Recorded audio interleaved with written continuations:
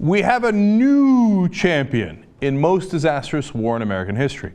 Now look, if you go back far enough, there's been some pretty bad wars. War of 1812, where we kind of had the White House get burnt down, not so well for Americans. But back then we didn't have Gallup doing polls on approval ratings of wars. So the reigning champion before the Bush years was Vietnam, of course. It had at its lowest point a 27% approval rating. Well, that's not very good. But don't worry, Iraq wound up beating it. It had a 26% approval rating at its nadir in 2007. But as I just told you, we have a new champion, Afghanistan, with a 17% approval rating. That is unbelievable. 17% approve, 82% disapprove. 82%!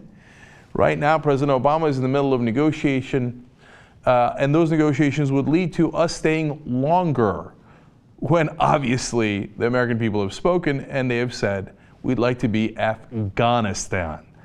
Going, gone. We don't want to be anywhere near Afghanistan. In fact, give you one more number. 57% of Americans believe that the war is going badly. Only 33% think the United States is winning. Now, what I'd love to do is I'd love to ask that 33%, what in the world are you talking about? What do you mean winning? What does winning mean in Afghanistan? That's why Iraq and Afghanistan have been such a disaster, because there was never a clear-cut path to victory, because we didn't even know what victory was.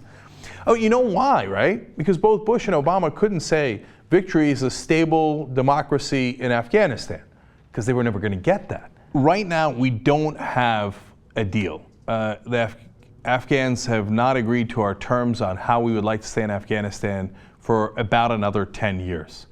Let's hope that it stays that way, because the American people obviously find this war to be disastrously unpopular. They don't want to stay longer. They've made that abundantly clear.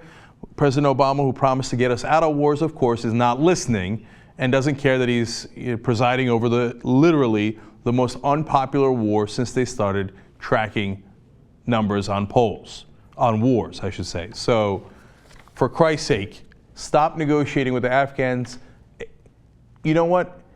There was this great line in Moneyball that said, you got to know when you hit a home run, right? There's like 50 Al-Qaeda guys left in Afghanistan. They have a government. You call it a home run and you move on with your life. To drag this out for another 10 years is insanity.